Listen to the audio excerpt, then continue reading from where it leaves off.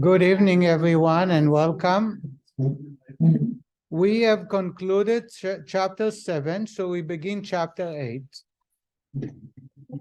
I am going to share with you a roadmap for this chapter. I hope to complete the entire chapter in one lesson, but if not, we'll split it into two. The rabbi is going to talk about not forbidden behavioral food, but something that we allow, but we indulge in, or not for the right purpose. We already got introduced to the idea that either it's holy, and if it's not holy, it's unholy. The rabbi is going to talk about what happened to someone who enjoys life for the purpose of pleasure, no sin, or uses his mouth, speech. And the third part uses his brains for activities that are not godly. The rabbi is going to talk about punishments up in heaven, which is very unusual. You will never see in the Hasidic teachings punishment of hell. We already got introduced a little bit. And this lesson, this chapter, the rabbi is going to talk in particular the type of punishments that will be meted out to people who follow misbehaving. And the reason is the rabbi don't want to scare anybody, but rather the rabbi wants us to realize how serious this kind of behavioral activities. The rabbi will begin with a simple scenario. Imagine you went to a party, a bar mitzvah, it's a mitzvah. You indulge in a nice party and had a good time, enjoyed the meal. When the bar mitzvah was over, somebody says, we had so much good food, we enjoyed the time. How about we all hired a Uber to go into All Faith Food Bank or go downtown to feed the hungry? Let's do a mitzvah. We have the energy, we ate enough, we drank enough. We want to thank God. Let's express our gratitude. And everybody joined together and travels to different parts of town to assist the needy people who has no food. We buy them coffee and donuts, we feed them, we help them. The next morning, everybody goes home happy. They had a good party, they had a good meal, and they also did mitzvahs. The next morning, the father of the bar mitzvah boy gets a frantic call from the caterer, telling him that the meal was not kosher. Unfortunately, the meat served on that dinner was treif, was not kosher. Now the question is, what do we do? How many times people ask me about what happened when the butcher cheats you? Anybody remember asking me this question? Numerous times. I lived in LA. There was a famous butcher shop that broke the market, and later was discovered that he would cheat. He would buy it from Vance or Alphabet, cheap chickens in the middle of the night. Usually the city inspectors find it. A city inspector, LA, Los Angeles inspector came early in the morning and he saw the truck leaving. The same happened in Miami. There was a place called Ilana's Cookies. Today it's Kosher Central. Used to be Ilana's Cookies. They had a very big catering business. I believe they catered all the day schools. So they had to prepare over 10,000 meals a day. Later was discovered that the husband, who was an observant Jew, unfortunately, was cheating. Because for 10,000 meals, if you save 10 cents to a pound, you end up every day thousands and thousands of dollars. And that's how he was able to compete and get the business in North Miami and in Hollywood and in Boca, because no one can offer that type of price. Later, just recently was a Chinese restaurant outside of Lakewood, I think that was in New Jersey or in Deal, or discovered that was not kosher, serving under kosher supervision.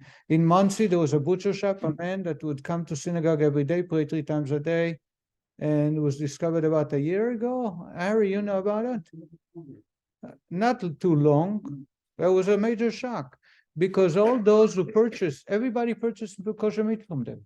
And those who purchased kosher meat had to kosherize their kitchen and all their dishes and all the utensils. And it ain't so easy. So what do you do then? So back to the bar mitzvah scenario. What do you do? And this is the topic the Rebbe is going to address. By the way, most of a glimpse of what we are going to be discussing, I already mentioned to ease off before. So you are a little bit familiar with the terms or the ideas, but the Rabbi is going to put it, and I shared them before, but I said you will see as we will go on. This is one chapter that almost a culmination of everything we studied so far. The Rabbi is going to move after the 8th chapter into a whole different topic.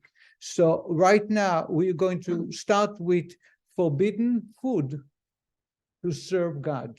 Someone ate forbidden food, unintentional. He wasn't aware.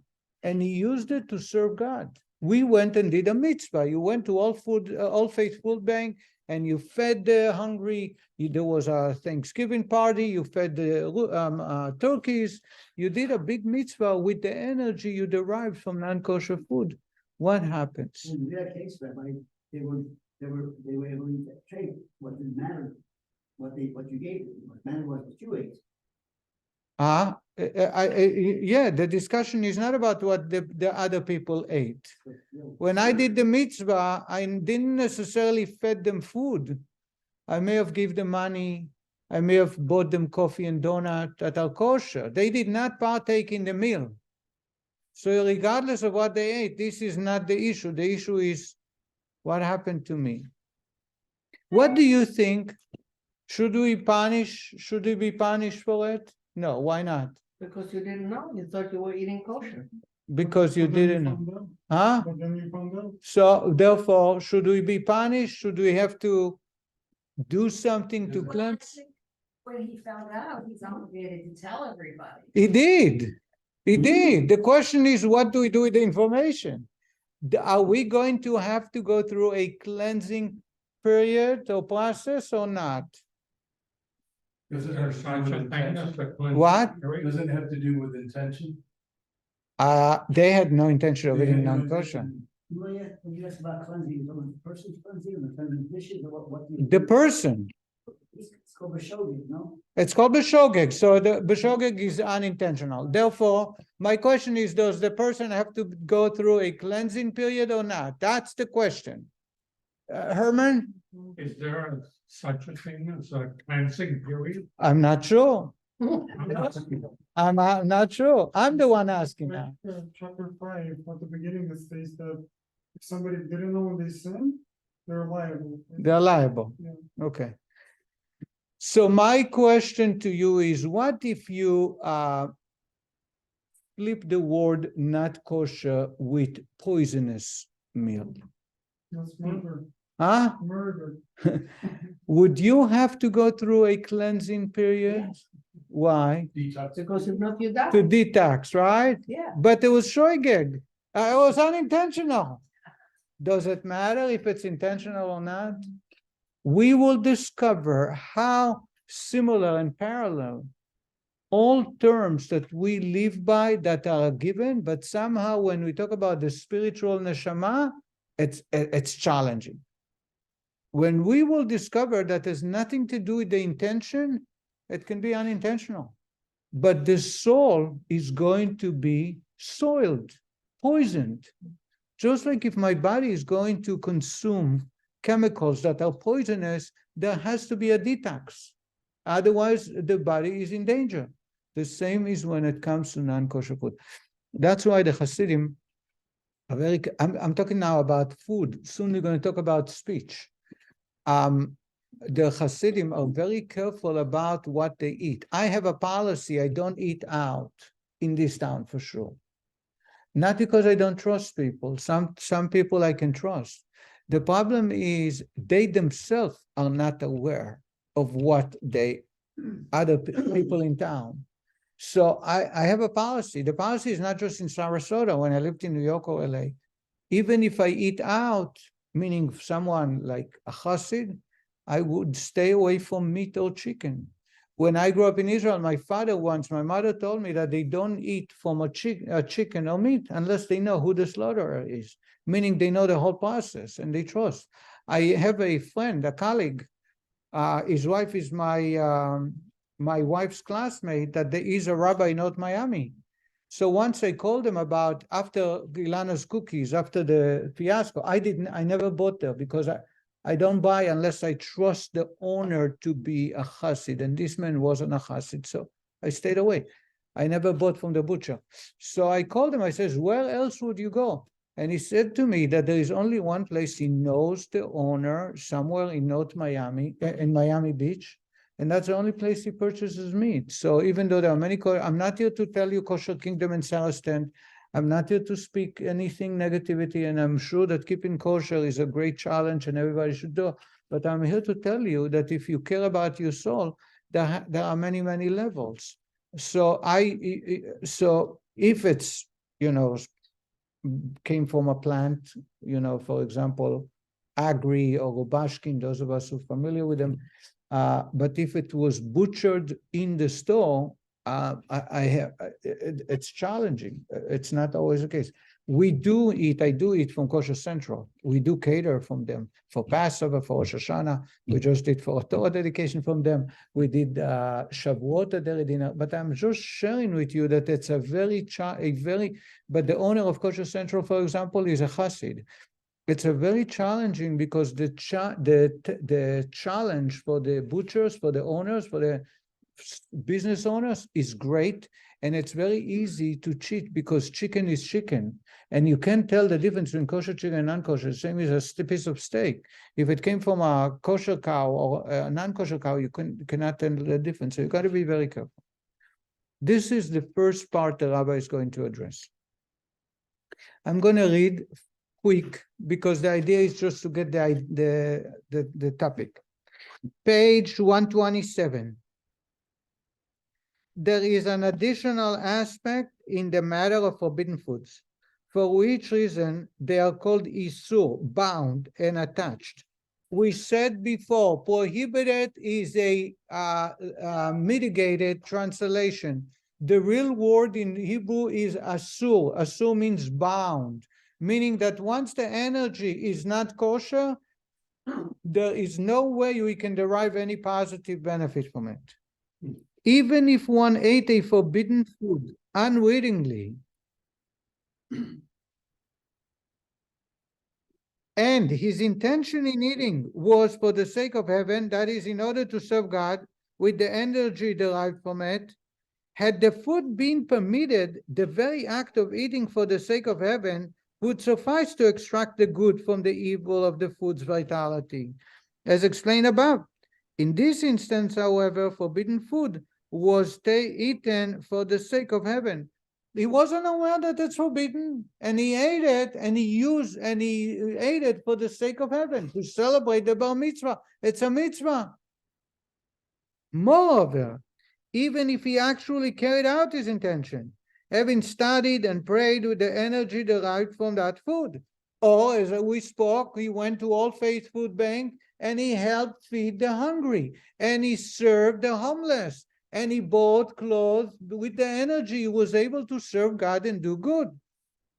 Again, had the food been permitted and the person studied and prayed with the energy provided by the food, the energy would be elevated to sanctity. But because the food was forbidden, even without his knowledge, the vitality contained in it does not ascend or become close in the words of Torah and prayer that he studied and prays with the energy of that food, as is the case with permitted foods. It will not be elevated, and that energy is wasted by the person because it's unholy. If it's unholy, it cannot be connected to holiness.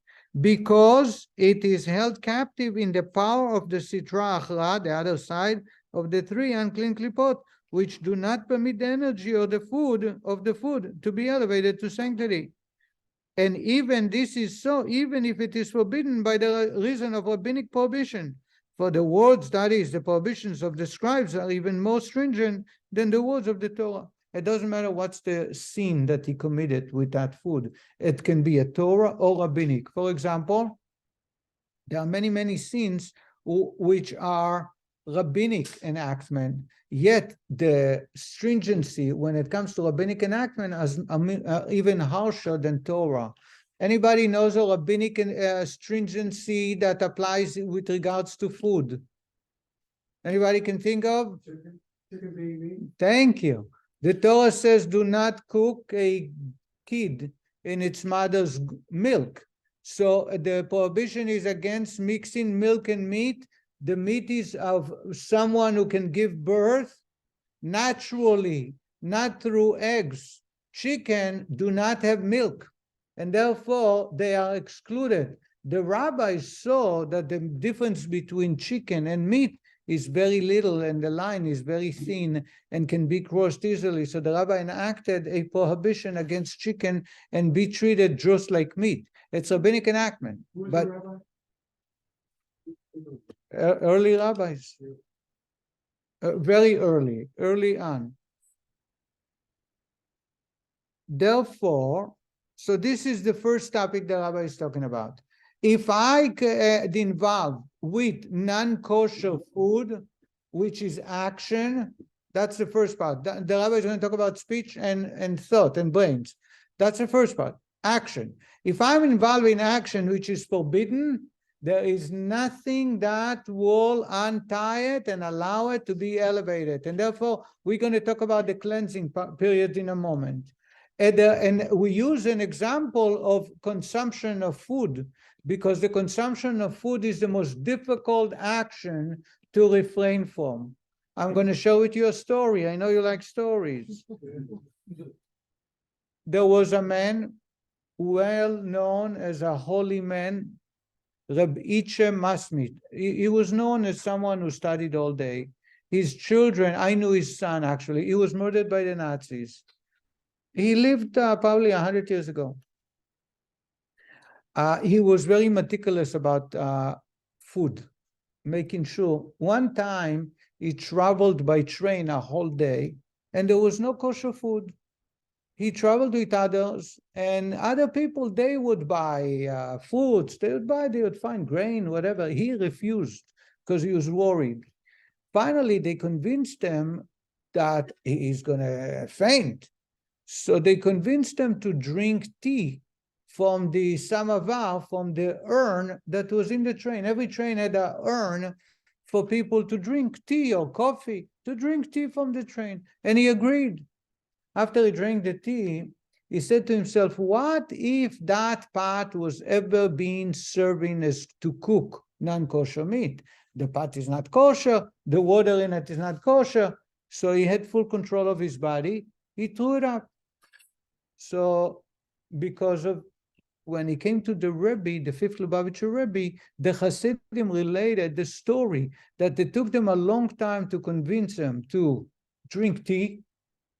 And the tea, the leaves themselves was nothing, no yeshut or kosher, but he threw it up because he feared that maybe the water was not kosher. So the Rebbe told him that what he did was correct. And the Rebbe told him, you know why? Because the only time the Torah says in Hebrew, rak chazak. Chazak, what does the word chazak means? Strong. Strengthen yourself and hold strong is regarding forbidden food. Forbidden food is one of the most challenging prohibition in the entire Torah. That the Torah is begging us to strengthen ourselves and stay away from non-kosher food. So it might seem easy, especially today with Amazon and UPS. You can you can order kosher meals that all you have to do is open and put in microwave, and you have a very nice meals. Today, food is extremely easy. You have plant-based. You have today everything is available. Actually, you have steaks in plant-based, etc. Yet it is the most difficult challenge of all challenges. Food is the only time the Torah says rak chazak, be strong, because the challenge is great and it's an every time. It's one of the things you cannot refrain from. There are other challenges that you can just stay away from.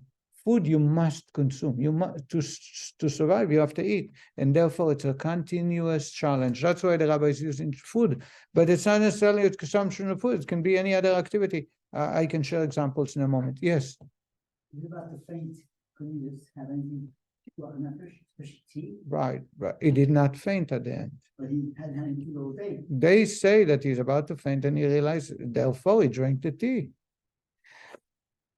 So, for example, someone who had done business and then he discovered for charging interest, and then he discovered it's forbidden, but he donated the money to tzedakah. There are many, many activities that are forbidden without our knowledge, and we use that to serve God. It will not be considered a mitzvah. It will not be credited. And in fact, we'll have to cleanse ourselves, especially with the food, the consumption of food, because it becomes part of who we are. It identifies us. Here it is. Let's continue. Therefore, the Yetzer Hara, the evil impulse, and the force that lusts after forbidden things is also one of the non-Jewish demons, which is the Yetzer Hara and of the nations, whose souls are derived from the three unclean klipot. They therefore lust after forbidden matters, since the forbidden matters too derive their energy from the three unclean klipot. However, on the other hand, the evil impulse and the craving force after permissible things, even when done solely to satisfy one's craving, in which case, as mentioned earlier, even the permissible matters descend into the other evil of the three unclean klipot. Still, it is one of the Jewish demons, as it is as it were a Jewish evil impulse. For it, the vitality of permitted things can be reverted to holiness, as was explained above. Since the food itself is permissible, therefore, though it was eaten to satisfy bodily desire, it can still be elevated to holiness when the person returns to the study of Torah and the service of God. The Yetzer Hara for forbidden matters, however, is intrinsically un-Jewish, that is, essentially foreign to the Jew's character, as explained elsewhere. One acquires this foreign Yetzer Hara by immersing himself in permitted pleasures. These so coarsen him that he begins to lust after prohibited matters as well, a desire totally unnatural for the Jew. What the rabbi is saying to us is, you can ask, where does the connection between a Jew who possesses godly soul and unclean klipa and forbidden food? How is it possible for a Jew to eat non-kosher, to be involved in non-kosher activities? And the rabbi explains in two ways. One is that when he so immerses himself in pleasurable, allowed food, it opens up his animal soul to lust after non-kosher. In other words, we spoke before that even allowed food is only for the sake of serving God. What if we enjoy food not for the sake of God? It's not holy anymore, except it's not bound. It can be elevated. If someone immersed in this activity continuously, it pulls them down so far as to the point of eating non-kosher, desiring to eat non-kosher, which is totally bound and forbidden for the Jew. Although the vitality of permitted foods eaten out of bodily desire can revert to holiness through the person's repentance, nevertheless, before it had reverted to holiness, it is sitra achra and klipa. And even afterwards, after the person repented and elevated the energy of the food to holiness, a trace of it remains attached to the person's body. Imagine you did not eat poisonous food, but you ate fatty food and made you fat. Now you have to cleanse yourself and get rid of the fat. But some traces of it will remain, right? If you want to really, really get rid of, you will have to act, to do certain things to cleanse. So it's not like a detox of poison, but you have to remove all the cholesterol or all the fat from the arteries, from the body. This is exactly what happens to when we indulge in kosher food, but we do it not for the sake of serving God. It's like overeating of something that is not harmful, but it will cause you too much cholesterol is bad for the body. You will need to cleanse yourself and get rid of it, to walk through a diet. Same thing is with kosher food that we indulge ourselves. We will need to actually work on ourselves to repent and return back that energy to godliness. I hope I made myself clear. Is that clear so far? Since each item of food and drink that one ingests immediately becomes blood and flesh of his flesh, since the food which became his flesh and blood was evil at the time of consumption, having been eaten for the sake of bodily pleasure, a trace of the klipa remains in the body even after the person has repented and elevated the vitality of food to holiness. That is why the body must undergo the purgatory of the grave, a specific punishment for the body, in order to cleanse it and purify it of the uncleanliness which it had received from the enjoyment of mundane things and pleasures, which are from the impurity of the klipot nuga and of the Jewish demons, that is the Jewish Yetzer Hara, which desires permitted matters. Unless one had never derived enjoyment from this world all his life, that is, either he actually derived no enjoyment, or his enjoyment was for the not of this world, since all his actions were completely for the sake of mitzvot and holiness, as it was the case of Rabbeinu HaKadosh, Rabbi Yehuda the Prince, who said at the time of his demise that he had no enjoyment of this world, even to the extent of his small finger. Let me explain all that we read. We talked before about the type of punishments. You know, unless you bring it up, we'll stick to this one right now that we just studied. We covered two items. One is that when it's forbidden food, consumption of food, it will not be elevated, cannot be utilized for holiness, just like poison, who's not beneficial to the body, no matter what you do. And therefore, it's a sin that needs repentance, but the cleanliness is a very long process. And again, the energy, there is no positive energy, no benefit at all to the soul. Then you have another type of consumption of permitted food, but overindulging. Overindulging in spirituality, in the physical realm, overindulging is eating a birthday cake, the whole cake. In the physical matter, eating ice cream, 20 ounces of ice cream. In the spiritual, overindulging is eating it not for the sake of serving God, but for the sake of pleasure.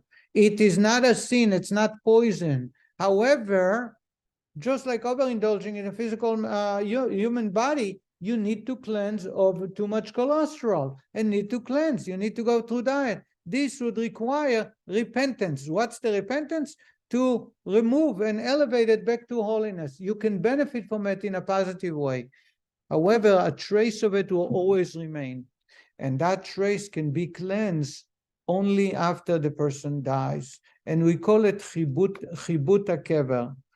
Chibut hakever, we spoke before, and I told you, chibut hakever, the simple explanation and the Kabbalistic explanation. Chibut hakever, those of us who study tradition, probably Harry will tell you, is after the person dies, an angel comes or a bunch of angels and start beating him up. That's kafakela. That's a segment we studied before. We're going to get to it in a moment. Chibut hakever is when the person dies, they beat him up. They just beat him. Have you had anybody had experience with a rag that you want to cleanse the rag? You had this, in Hebrew we call it machbet. This made out of bamboo, and you heat it, you hang it, and you heat it, and the dust is flying off. I've not seen people do it here. Rabbi, Vacuum cleaner, yes. my mother used it on us. Really?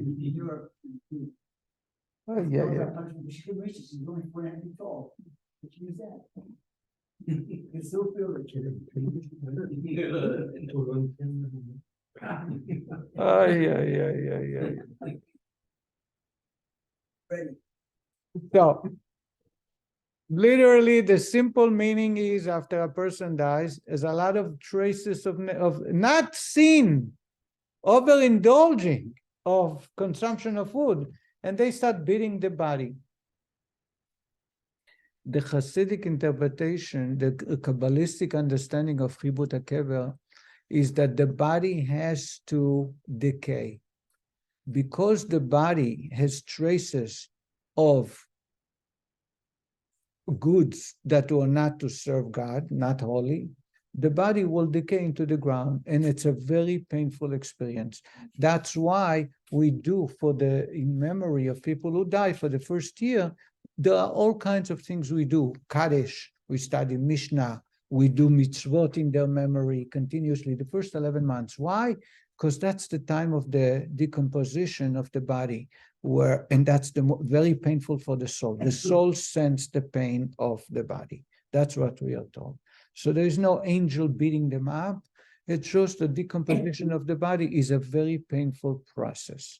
And that's why in Judaism, there are many traditions that we follow to allow for the decomposition to go ASAP.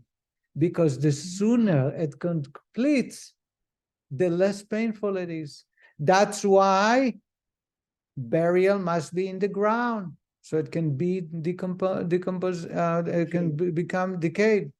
Mausoleum is not acceptable. That's why the coffin must be of plain wood. Why wood? Because wood will decay very fast.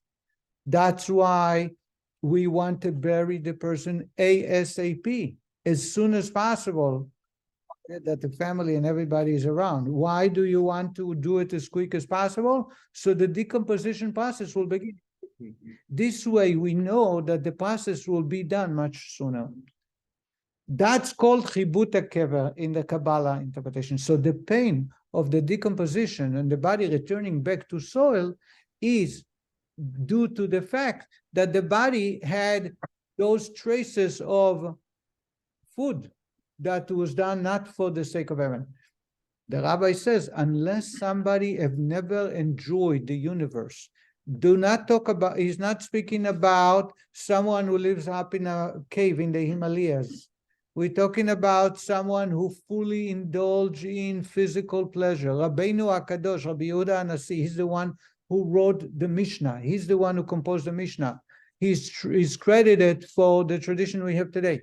The Talmud tells us that he was so wealthy, he was extremely wealthy, that he never had on a table any meal that there was no radish and mustard. Mustard and radish were an extremely elite, luxurious type of food.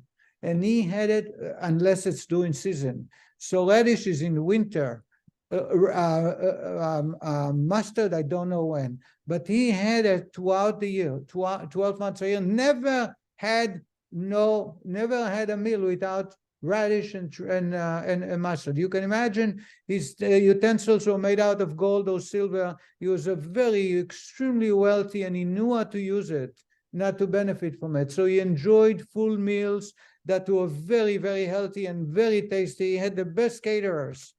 Yet before he died, he raised his 10 fingers and he says, my 10 fingers can testify that I have never benefited from this universe, not even for the small finger, because all that he did was for his body's need and for the service of God. So he enjoyed the meal. Pleasure in Judaism is not something we should shy away from. It is for the benefit of the human being and the benefit of serving God. I had a question. So when the person is mummified and not buried, like When a person is what? mummified? Mummified is what? Well, Wrapped. well, yeah. Embalmment is against Jewish law. What's the? Well, just a question. So that soul and body is tortured forever until they're put in the ground, or What? that body that was never put into the ground? Like Which one? Lenin, Vladimir Ilyich Lenin. So he's still in the mausoleum. It's not good. He's There are Einstein's brains. He's stolen. Anybody knows the story of Einstein from Massachusetts, from the Penn State, from Princeton or one of the universities? He donated his brain, and there was a doctor who stole it. And until today, they don't know where it is. There are many people. So the Torah, what I shared with you is clear Jewish tradition. Lenin, well, it's mummified, it's totally against the meaning that the suffering continues until this very day. So when we talk about Yaakov's embalmment, there is first, it's not the way we do it today. The embalmment today involves removing of the liquid, all liquid from the body, and preserving the body. The embalmment of the Egyptians, and we don't know how they did it, by the way, until today, was nothing about removal of the liquids. It's just to preserve it temporarily so it should not decay until, because it took them 30 days of mourning, another 30 days or 40 days until they bury him for 70 days. Carrying somebody on 70 days with no refrigerations in the heat of the desert in Egypt is something that by the time it was done, I just dealt with a body about 2 years ago that was discovered in his house. 2 weeks, 12 days, they said, 12 to 15 days after he died. A person that was had no family, and a friend kept calling and nobody answered. So he finally called the police. The police opened. There was air conditioner. He lived in an apartment in Bradenton. By the time they discovered him, it was decayed in such a 12 to 15 days. It was such a horrific way that I had 2 N95 masks, 2, and we did it in an open air. I almost threw up. It was so bad. Now take it in Egypt when there is no air conditioning and wait for 70 days. That was the embalmment, but it's not to, so to say, touch the body as today it's done. So it's probably like What? the Egyptian kings that are still involved. Right, and we don't know. No, but they- I looked into it. Until today, there are certain technologies or techniques of Egypt that until today is one of the wonders of the universe. We don't know how they did it. But they were done to keep them involved forever. Forever, right, 7 days. right. But for a shorter period of time, it's probably either honey or beeswax. That's gonna preserve something. But that's temporarily. Yeah, well, like I'm saying for Jacob, for 7 days, right? Right? Yeah. Also, with regards to Jacob, it was before the Torah was given. And finally, I wanted to get to is that's why there are righteous men that their bodies are fully intact. Anybody is familiar with graves when the body is dug out and was fully intact? No? Okay. Many stories. And those are people who did not derive pleasure from the universe. So their body did not have to go through chibut hakever, the decomposition of the soul. In Russia or Ukraine, unfortunately, they build roads and they destroy cemeteries. They build apartments and they destroy cemeteries. There was the Rebbe, the 5th Lubavitcher Rebbe, he died in Rostov on River Don. And I was supposed to go there for the 100th year of his passing, and COVID came 2 years ago. I was supposed to go there. I was scheduled. I already purchased hotel and plane and everything. And Russian Air took away the ticket and never gave me back. The hotel didn't give us back.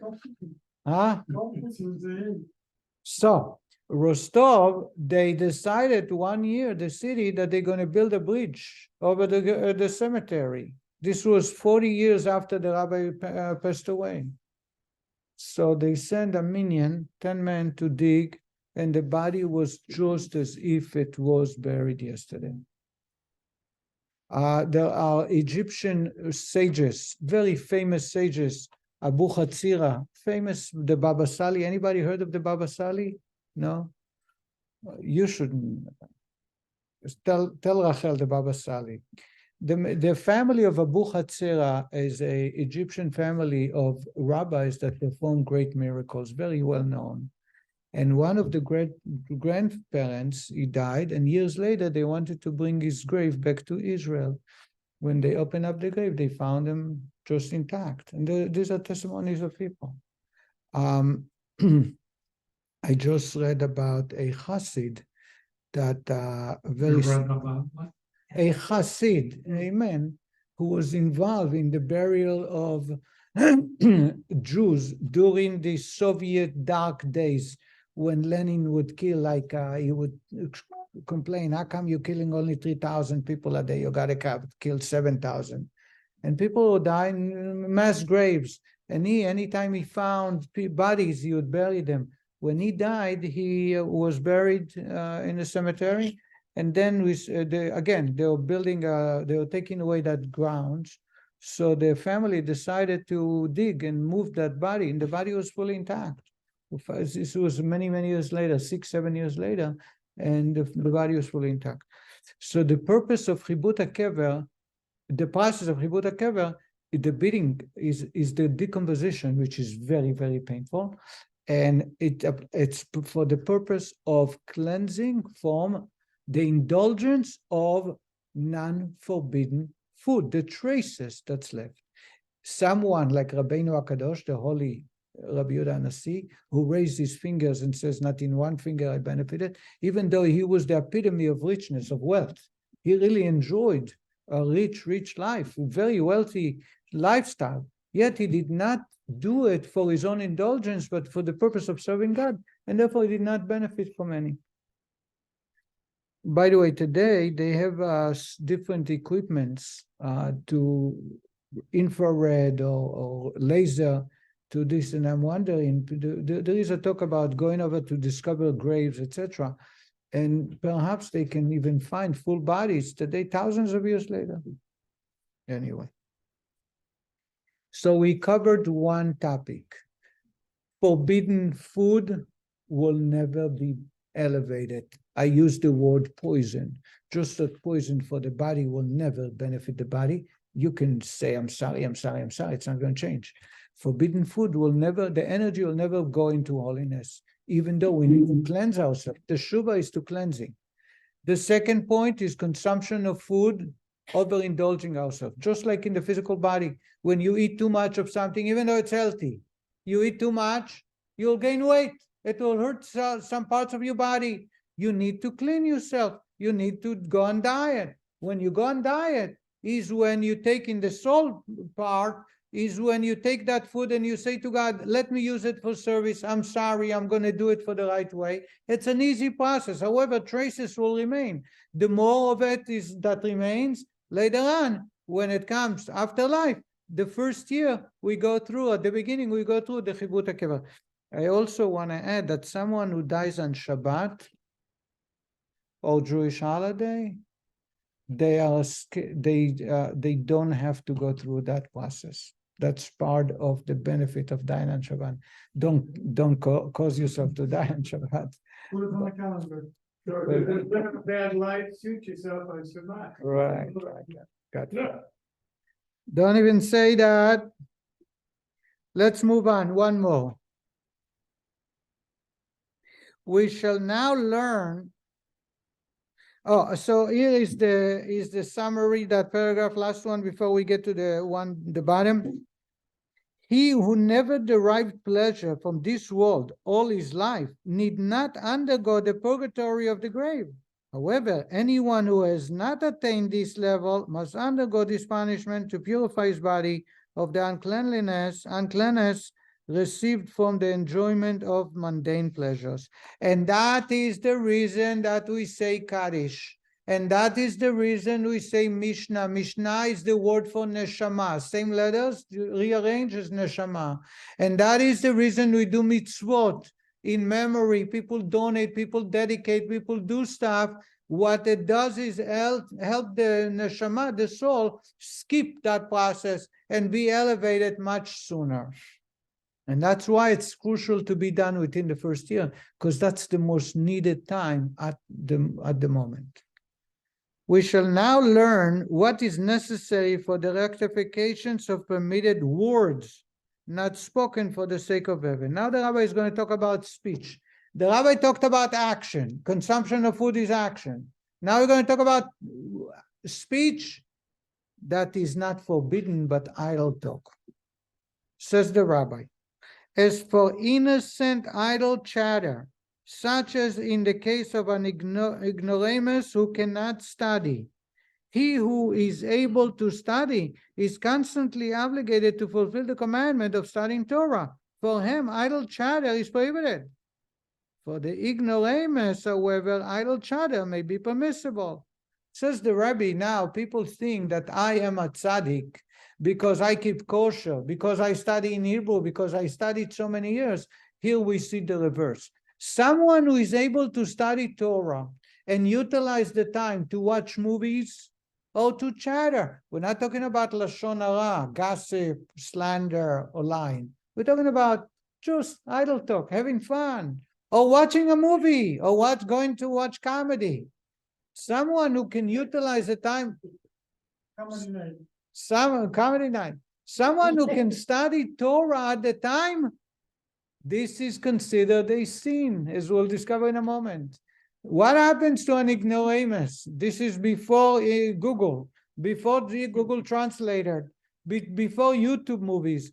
People who are unable to study. But majority of the Jewish people, unfortunately, throughout the history, didn't read Hebrew. And they had no access to the books. What happened to them? Yeah, majority of Jews didn't know how to study Hebrew. They couldn't pray. That's why we have the repetition of the Amidah. If you want to know why we have repetition of the Amidah, it is a repetition for those who could not pray the Amidah because they couldn't read Hebrew. That's why some of the public prayers are said in Aramaic. One of the reasons is because we don't need the angels, those of us who study it in one of July recently. But the other reason is because Aramaic is the only language people can understand. That's why Kaddish is in Aramaic, because it was made for people who come to synagogue just to say Kaddish for their parents or for their siblings, and they couldn't read Hebrew. Aramaic, they knew, so it was easy for them to follow. Today, I'm not sure how it will qualify, because you can study Torah any language you want. But for those who are unable to study Torah, and they use time to chatter, to enjoy life, this is not a sin as much as it is for someone who can study Torah because he has the brains to it. Now, for the body, just like food, if someone were to be obligated to study all day long, they're going to go mad. They're going to go meshuggah. We're talking about allowing the body the rest that the body. I need a rest in the last few years, much more than before. I used to study and teach all day, come home early, help with the kids, feed them, put them into bed, and then comes 9 o'clock, start projects, do projects, and some of them is prepare Torah lessons. I would go until 11:30, 12 o'clock. Life goes on. And then I wake up the next morning. Today, it comes 6, 7 o'clock, I'm knocked out. Sometimes without coffee, even 3 o'clock, I'm knocked out. Now, to say that it's a sin not to study Torah, if I need a break, is inappropriate, because the body speaks, the body acts. So therefore, we're talking about idle talk in a time where I'm fully energized and able to study Torah. At that moment, it's a sin. What happens to someone who needs the teacher? What happened to someone who's not raised that way and don't have the tools to study Torah? For them, chattering, spending time with family and friends is not a sin. So therefore, I'm here to tell you that I'm far, far behind you, because when we spend time chattering, for some people it may not be a sin, but for someone who can study Torah, it is a grave sin. So now the rabbi is talking about people who are unable to study Torah, given the situation that they are brought into or being brought up, and therefore they use the time just to spend and have good time. For those people, says the Rebbe, he must have his soul cleansed from the impurity of the klipot through its being rolled in the hollow of a sling, as is stated in Zohar, Parashat Beshalach. Now it's another type of sin, Remember we talked about a sling or what do we call it? Like a tennis, ping pong? Did I share with you ping pong before? Yeah. Now I'm going to show with you the Hasidic. You know, I was in Israel when I fly. I was able to look into it with commentary, and I discovered some much different meaning. Last time I told you that the sling is to cleanse, to get rid of the dust of the chattering. That's not a sin, but it's not for serving of God. Through two angels, right? We spoke about two angels hitting like a tennis ball, one from the other. The Hasidic interpretation is totally different. The Hasidic interpretation, and I'm going to show you a story to that. The Hasidic interpretation is they are taking them from one realm to the other. They are making them enjoy the pleasure of spirituality and godliness to an extreme. It's nirvana. And then they shoot them down to the pleasures of ice cream and latte and a good birthday cake. And as soon as they start indulging it, they pull them back with a string straight to spirituality. That's the sling that goes back and forth. It's not physical pleasure. It's not physical pain. It's mental pain from one to the other. And to that, I have a story to illustrate the idea that how painful it is. There was a man who was, it's a true story. There was a man who had deviated from the Jewish tradition in the village. By the way, the story I heard as a child, and I heard it a few times. There was so I'm giving you the short version, the point that I want to connect. There was a Jew. He grew up in a village. Everybody kept Shabbat. Everybody kept kosher. Everybody goes to synagogue. He decided that's not for him, but he still lived in the village with his family. But he never attended synagogue. He was the anomaly. He was different than anybody else. One day the rabbi needed funds. Rabbis always need funds. But there was a family who was put in jail, and the rabbi needed a lot of money. And out of sheer necessity, he was forced to go knock on the door of this man. Otherwise, he would have never asked him. He knocked on the door, and the man answered the door. And the rabbi told him, I need a lot of money I'm collecting money to save a family that was thrown into a dungeon. And the man says to him, you know, I don't believe in all these spiritual activities and the future. I don't believe. Tell me what will happen to me from what benefit? Life is two-way street. What am I going to gain by giving tzedakah? So the rabbi said to him, I would bless you to enjoy Shabbat to its most pleasurable way possible. You will taste the pleasure of Shabbat like you have never tasted before. And the man says, you know what? Once a week, one day a week to enjoy, I'm willing. How much? And the rabbi asked him like 200 ruble, and he gave it to him. The man continues misbehaving. He ate not kosher. He did not go to sleep like a Jew should go to sleep. He did not speak like a Jew should speak. But Friday afternoon, just before sunset, suddenly he tells his wife and children, kids, honey, I need to change. I need to take a shower and get ready for Shabbat. And he dressed up with white and garments, nice garments. He told everybody, no turning on lights, candles, no candles, no. And he says to everybody, come, let's have dinner together. And he said, the Kiddush, he knew, he grew up in a Jewish home. And he enjoyed every single moment of it. And the next day, the morning, he woke up late. He decided not to go to work. Usually he had a shop, or he's not doing anything. And he literally spent quality time with his family. He had nice meal. And he told his wife that next time he wants to make sure that the meal that is served on Shabbat, only on Shabbat, should be kosher. He has to have kosher food on Shabbat. And so the whole day was was spent in holiness with nirvana. He had a good time. He studied Torah. He spent time with family. He did not curse. He did not yell. He wasn't angry. Shabbat was over. He started yelling and screaming. Hey, where are you? He started getting mad. Like a monster he was just 24 hours ago. No, Abdallah? And so, no, Abdallah. The whole week, he's became a monster just like he was before. And then Friday night, Debbie, is the food kosher for tonight and tomorrow? Because otherwise I won't be happy. She says, don't worry, I spend extra funds.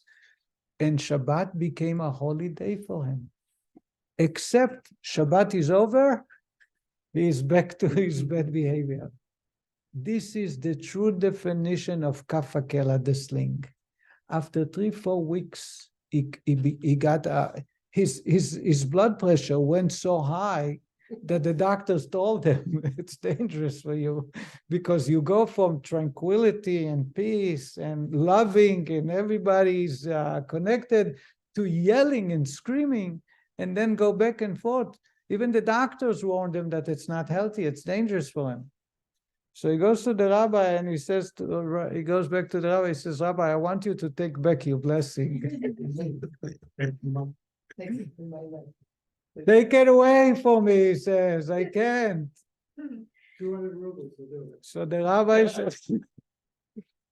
rabbi said to him, you know, you should have asked, I should bless you for the rest of the week. Why are you asking to take away something good? He says, Rabbi, I follow majority. Most of the week I'm bad. I'm bad in your eyes, not in my eyes.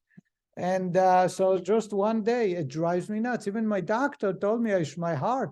He says, my blood pressure is going up and down, up and down. So the rabbi said to him, you know, you have a choice. This is exactly what will happen to you when you die. Is that something you want to go through? He says, God forbid, I cannot go through one more Shabbat. He says to him, so therefore I bless you that the rest of the week, and for that you should give.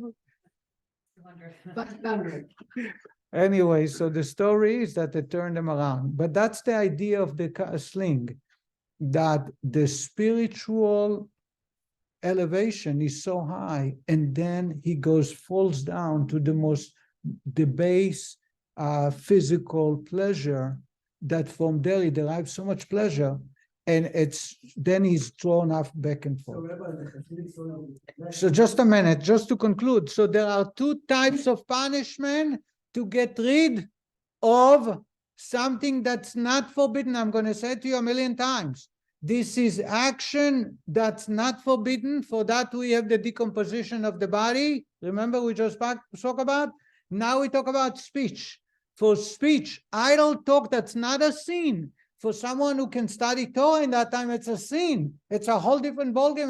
We're going to talk about the different types of hell in a moment, in next time. Right now, we talk about someone who was not obligated to study at this moment, but he used chattering to spend time and have a good time. Those words need to be cleansed. How do they cleanse them? By moving them up and down from spiritual to mundane to physical and back and forth. And that is great, great pain. That's how they cleanse themselves of that. Now we're not talking about a sin. A sin, for that there is something called hell, which we will discuss next week. Right now we talk about the 2 types of cleansing before the day of judgment. Yes, Harry. So we say Kaddish for 11 months because only Rishon has 12 months. The maximum they have. We don't know if it's 11 months to bounce around, because it's just a month or 2. But we see it's to take up the. No. The day of judgment, this would be very short. It will not go for 11 months. It's a very short period. When we say Kaddish, 1 day, 3 days, that's it. The Kaddish is for hell. We're going to talk about it later on. All right, we'll conclude today now and continue next week, God willing. I have a question. Yes. When they move a body from